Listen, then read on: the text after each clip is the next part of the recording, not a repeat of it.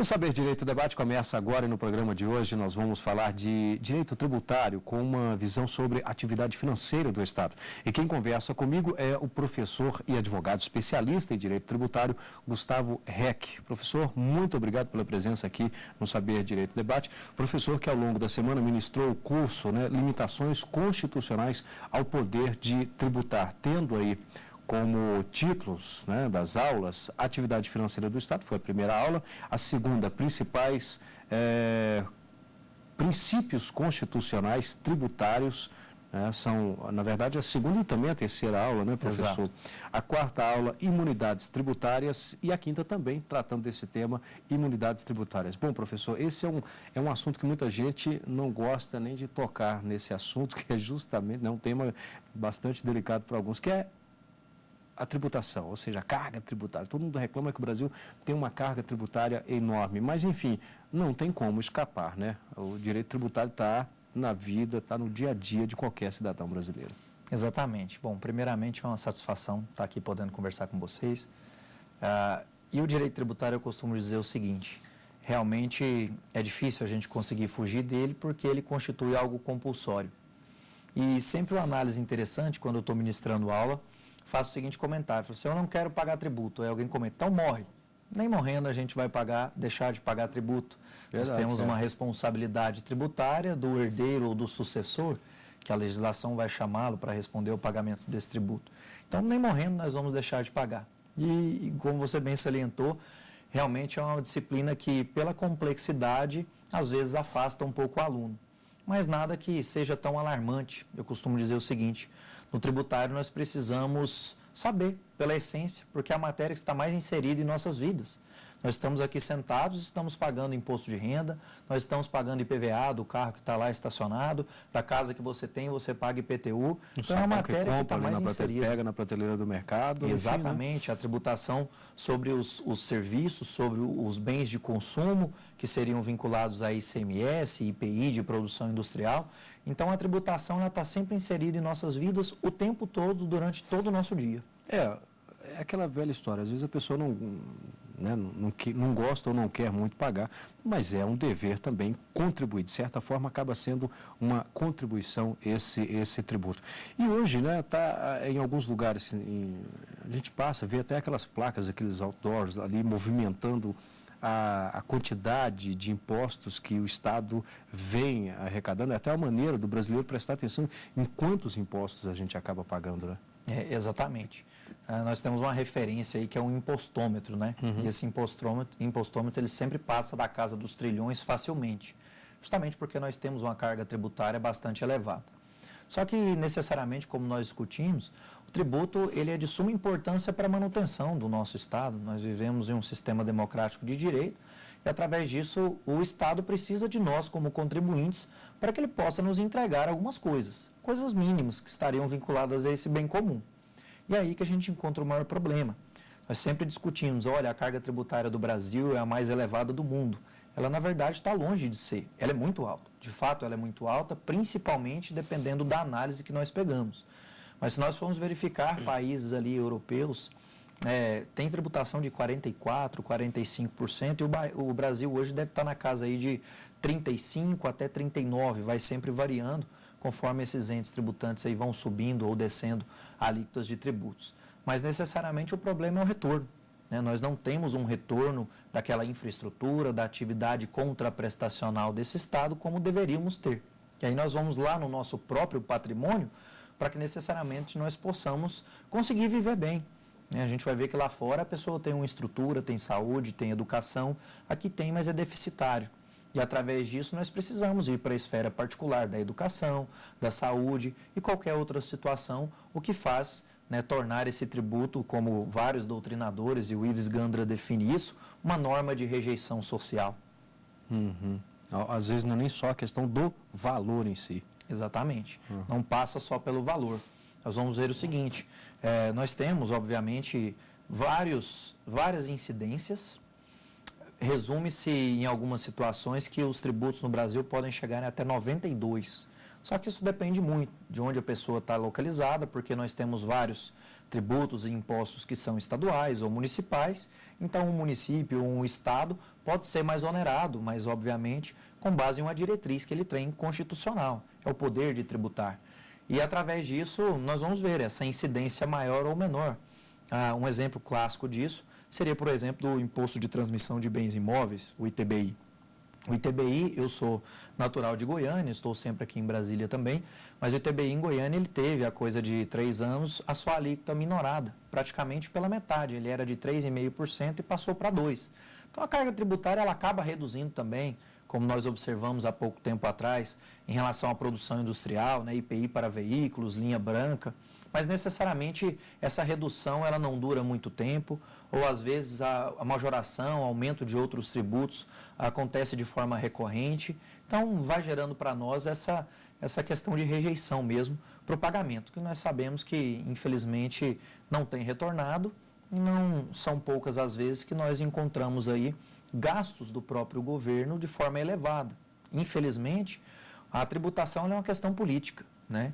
E através dessa questão política, nós vamos verificar diretamente de que a ação política direta, ela vai impactar diretamente o quanto nós vamos ser ou não receptivos com esse tributo, né? O senhor citou um ponto interessante e que não chega a ser tão comum, mas, por exemplo, a redução do IPI.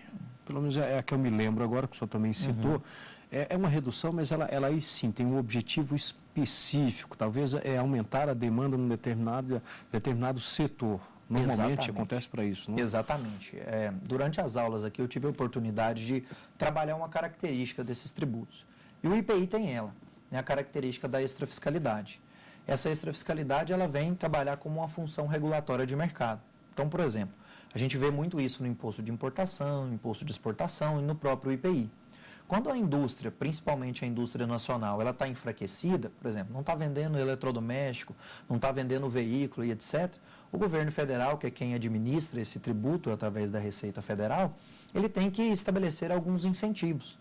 E, via de regra, esse incentivo vem pela própria redução do tributo. É o que nós observamos lá e foi o que aconteceu nos últimos anos, até de formas repetitivas, as reduções acerca do IPI, que, no fim das contas, acaba retornando depois, né?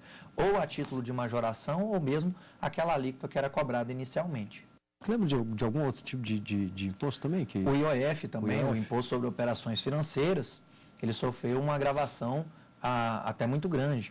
Nós temos uma separação aí desse IOF em relação a diversas operações.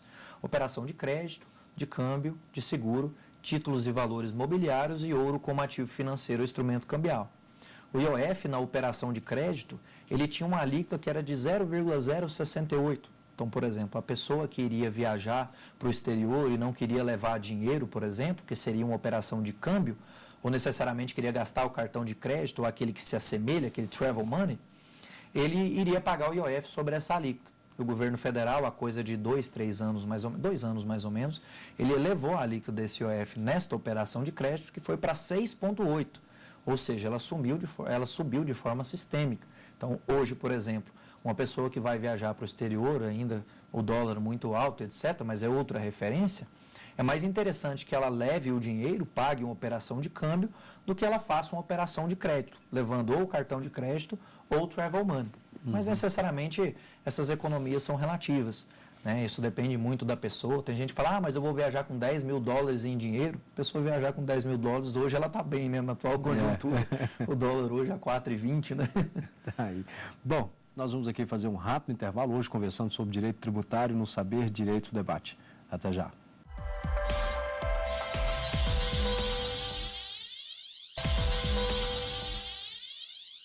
Estamos de volta com o Saber Direito Debate, hoje conversando com o professor Gustavo Reck, ele que é especialista em Direito Tributário e ministrou o curso no Saber Direito, Limitações Constitucionais ao Poder de Tributar. Professor Gustavo, no finalzinho do bloco anterior nós falávamos, você citou, explicou aí os motivos para que o governo então fizesse a redução de 2 impostos em especiais, foram o IPI e também o IOF, desculpa, o IOF. Agora, bom, isso aí no âmbito federal. Os estados também podem fazer essa alteração, tanto para mais quanto para menos. Exatamente. e passa diretamente por isso. Esses princípios constitucionais tributários, eles servem justamente como essas proteções, a título de proteção. Então, nós vamos ver o seguinte: o Estado, dentro da sua competência, bem como o município na sua competência, disciplinada pela própria Constituição, ele pode livremente estar regulando essas alíquotas desses tributos, base de cálculo e etc.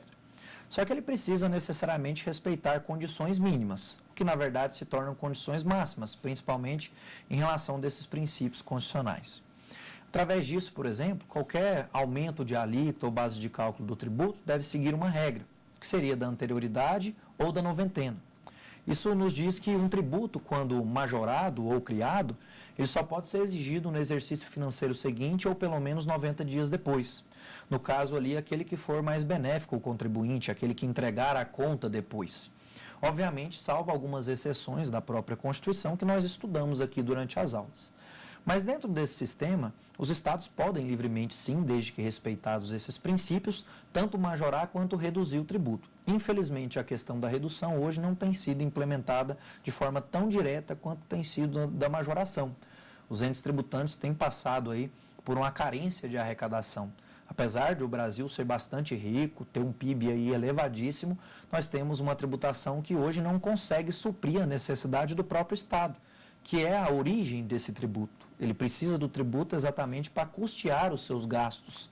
E aí, obviamente, isso não é crítica direcionada a nenhum governo, nós passamos por isso aí em governos anteriores.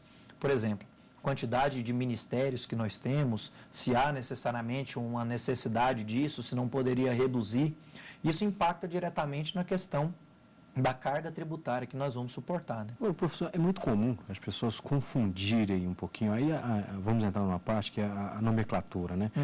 O tributo, às vezes taxa, ou até mesmo a contribuição, o imposto, gera uma certa confusão, o que é imposto, o que de fato é taxa, se taxa eu tenho que pagar porque seria um imposto, explica isso para a gente. Sim, gera bastante confusão, mas fica simples porque a gente não está familiarizado com os termos técnicos. E nós sempre dizemos, nós pagamos muitos impostos, nós pagamos impostos em excesso. E imposto ele é apenas uma espécie de tributo. Nós temos 5: impostos, taxas, contribuições de melhoria, empréstimos compulsórios e contribuições. Essas contribuições são sociais, interventivas ou cooperativas. Então, só a título de ilustração, impostos, nós temos 7 que são federais, e nós pagamos praticamente todos, com exceção do imposto sobre grandes fortunas, que não foi instituído ainda. Então, nós pagamos importação, exportação, IPI, IOF, ITR, imposto de renda, salvo esse grandes fortunas que não foi criado. Obviamente, quando nós falamos em pagamento, quando a pessoa realiza, materializa aquilo que está descrito na lei, é o que nós dizemos em termos técnicos, realiza o fato gerador do tributo. Se nós pegarmos os impostos estaduais, nós temos o ICMS, o IPVA e o ITCMD. E a título de competência municipal, o ISS, o IPTU e o ITBI. Lembrando que o Distrito Federal ele tem uma competência cumulativa que ele pode cobrar tanto os estaduais quanto os municipais. E através disso, como nós temos aí 7 mais 3 mais 3, 13 impostos, nós estamos acostumados a dizer que pagamos impostos e impostos. Mas nós pagamos uma série de taxas, contribuições de melhoria só em vista de alguma obra pública que possa entregar a valorização ao imóvel do contribuinte. E como eu disse, por uma questão até política, ela vem sendo um pouco suprimida. Empréstimos compulsórios, os últimos que nós tivemos aí, é um tributo federal. Nós tivemos lá na década de 90, e ele tem uma característica peculiar, que o próprio nome já diz. É um empréstimo, ele deve ser devolvido.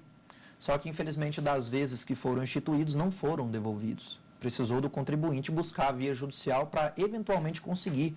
Nós temos ações judiciais sobre empréstimos compulsórios que tramitam até os dias de hoje. Lembrando aqui, ali nos últimos que nós tivemos, foram na década de 90, início ali dos anos 2000. E para fechar nessa teoria, que é uma teoria pentapartida de 5 espécies, as contribuições. As sociais nós temos aí a COFINS, que ela é paga em vista da pessoa jurídica. Nós temos o INSS, o PIS, dentre outros.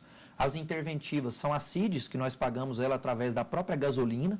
O governo federal elevou a alíquota da CID há pouco tempo agora, por isso que a gasolina subiu. Apesar de ultimamente ela estar subindo até sem muito motivo, E as cooperativas. Entra como contribuição. Entra como contribuição interventiva, o que não impede, por exemplo, também de se elevar a alíquota do ICMS sobre a gasolina, que é o que foi implementado aqui ao final do ano no estado de Goiás, por exemplo, em vários outros estados da federação. E só para fechar, essa contribuição cooperativa, que ela é conhecida como anuidades. Os conselhos de fiscalização profissional, a pessoa que é inscrita no CRM, no CRC, no CRES, ela paga essa anuidade. É um tributo. É um tributo também com essa característica especial e parafiscal. Bom, diante de toda essa explicação do professor Gustavo, já deu para notar que não vale, eu já ouvi uma explicação, professor, uma regrinha aí que muitas pessoas têm ela, que é a seguinte: se é contribuição, você contribui, então você opta. Se é imposto, não tem opção, é imposto, você tem que pagar. Se é taxa, fica no meio do caminho. Não funciona assim, né? Na verdade, não funciona. O tributo ele é bem definido por nós, até por um conceito da própria lei. O artigo 3º do Código Tributário Nacional traz alguns elementos. E os primeiros elementos desse conceito passam exatamente pela compulsoriedade, o que significa que o tributo ele é obrigatório, a partir do momento que ele tem condições mínimas. Então, leia-se, primeiro uma lei que o institui, em segundo plano, o contribuinte realizando aquilo que está descrito na lei. Exemplo redundante, né, do IPVA. Propriedade de veículo automotor. Nós temos uma lei que define. Se eu não tenho veículo automotor, eu não pago. Se eu tenho veículo automotor, eu materializo aquilo que está na norma e vou pagar de forma compulsória.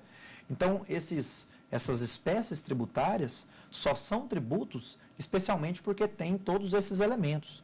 Então, a pessoa às vezes tem uma falsa impressão que porque é uma contribuição, eu não sou obrigado a pagar. Acontece muito em conselhos de fiscalização profissional. A pessoa fala o seguinte: eu estou inscrito no conselho, mas eu não estou exercendo a minha profissão. O fato de você exercer ou não é irrelevante. O que basta é a inscrição e posicionamentos dominantes de tribunais nesse sentido. Então, todos os tributos são obrigatórios, compulsórios, a partir do momento que nós tenhamos essas situações mínimas.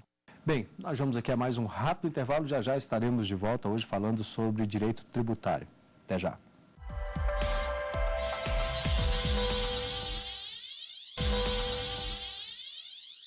Estamos de volta com o Saber Direito Debate, hoje conversando com o professor Gustavo Reck, ele que ao longo da semana ministrou um curso sobre direito tributário, tendo aí como título Limitações Constitucionais ao Poder de Tributar.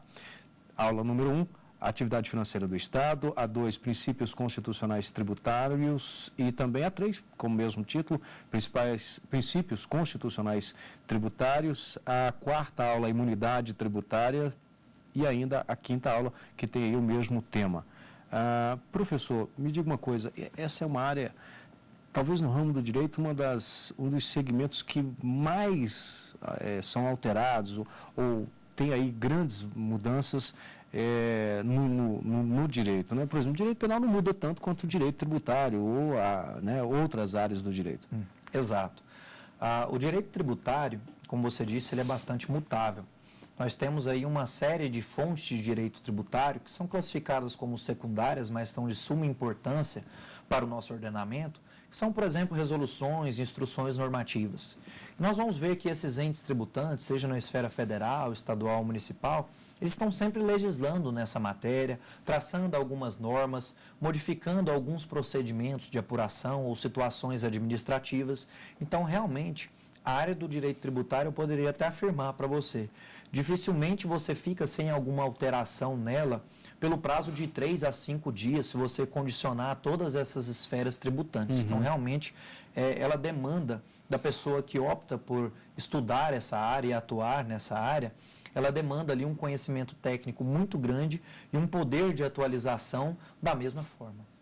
E seria isso que afugenta um pouco o aluno na hora de estudar especificamente o direito tributário? Eu creio que não necessariamente isso, também isso, mas nós vamos ter uma relação que, na verdade, não condiz. Às vezes, o aluno ou a pessoa que está ali pensando em estudar direito tributário, o primeiro ponto que a afasta é o próprio tributo em si, como norma de rejeição social que nós temos. Em um segundo já plano... vem de fora da faculdade, né? Exatamente, ele vive aquilo ali, né? Então já tem ódio do tributo antes mesmo de necessariamente entender por que funciona, por que nós pagamos. Em um segundo plano, de fato, pela complexidade da matéria e pelas alterações que são consequentes e são várias. E aí um terceiro, que é uma relação que não condiz, como eu vinha dizendo, a pessoa faz a relação do direito tributário com algo expresso de matemática, de contabilidade, são áreas correlatas. Mas nós vamos ver que a pessoa que atua em direito tributário, ela não precisa necessariamente ter um conhecimento apurado de contabilidade. É bom que ela tenha uma noção, se depender de como ela quiser construir ali a sua carreira, é bom que ela saiba da disciplina, mas ela pode ter uma pessoa ali ao seu lado para trabalhar como um parceiro, como, por exemplo, um contador de confiança. Então, essa parte ficaria um pouco suprimida, né? Mas, de qualquer forma, costuma afastar um pouco os alunos. Mas também tem o outro lado, né? O outro lado da moeda, que seria a questão mais atrativa. Direito tributário, geralmente, ele mexe com cifras mais avantajadas, vultosas cifras. E justamente por isso, quando a gente pensa em prática, em estudo e principalmente advocacia, ele chega a convencer exatamente por isso. Né? Como movimenta mais, nós pagamos vários tributos e às vezes a incidência de fato é muito grande, né? Vem a atrair justamente pela... o que o advogado acaba vivendo, né? Os honorários que eventualmente poderiam ser mais elevados. Né? Foi seu caso pela escolha pelo direito tributário ou foi mais uma questão de vocação ou já tinha algum início? Também, eu acho que é muito uma questão de empurrão, né? De incentivo. Então, assim, eu tive na época minha da graduação alguns professores que me despertaram esse interesse e depois, quando eu parti, logo que eu graduei para pós-graduação, especialização, eu pude ver, de fato, esse mundo que representava isso que eu acabei de condicionar. Né? E aí acabou me levando para o mercado, eu também acabo não me restringindo tão somente a isso.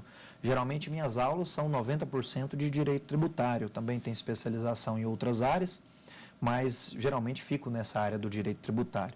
Já a atuação tem mais ou menos uma pequena divisão entre direito tributário e direito imobiliário.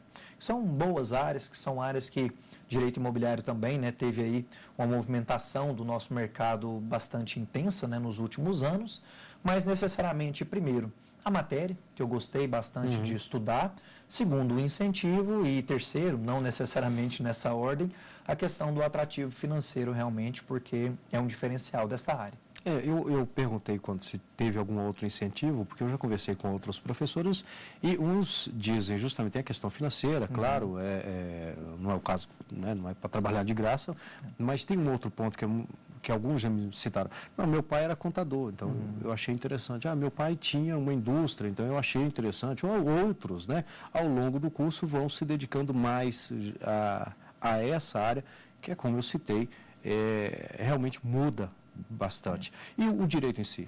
Por que da escolha? O direito em si acabou acontecendo por uma consequência lógica. Eu tinha pessoas que são da minha família e que já trabalhavam na área e acabaram assim não me convencendo a título de obrigação, mas por eu verificar aquele dia a dia ali, foi uma área que me atraiu. Mas confesso que eu fiquei em dúvidas que seriam até antagônicas quando eu estava lá na época do vestibular, mas eu acho um momento complicado, né? O aluno ali, ele tem que muito novo decidir isso, né? Ele está ali hoje cada vez mais cedo, né? Está ali com 16 anos, 17 anos, hoje mais cedo ainda.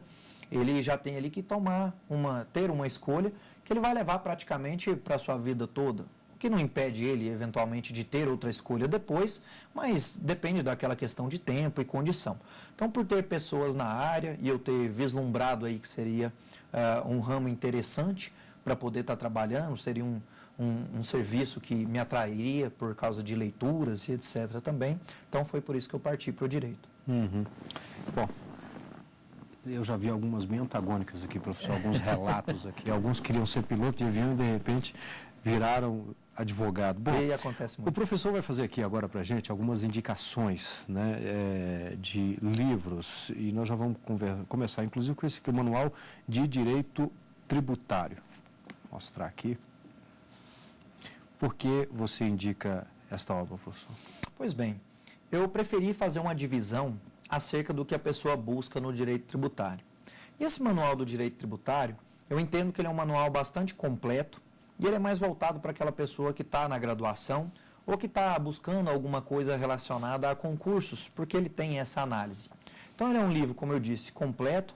Ele é um livro que traz uma série de disposições sobre a maioria das matérias de direito tributário. A gente pode ver que é uma compilação extensa e é uma leitura acessível. O Eduardo Sabag é um doutrinador, a gente pode colocar relativamente novo, mas de muito prestígio, e também é professor de português jurídico, redação. Então, essa leitura acessível pode ser que atraia muita gente que esteja aí em um início e principalmente com algumas situações direcionadas, como graduação ou concursos. Quais as outras obras que você indicaria? Uma situação um pouco mais apurada, eu gosto sempre de doutrinadores como o Hugo de Brito Machado. Ele tem um curso de Direito Tributário que ele tem uma visão um pouco mais aprofundada sobre a disciplina. E ele serve tanto para a graduação, mas com uma leitura um pouquinho mais complicada, e principalmente para a pós-graduação, dependendo da vertente que a pessoa procura.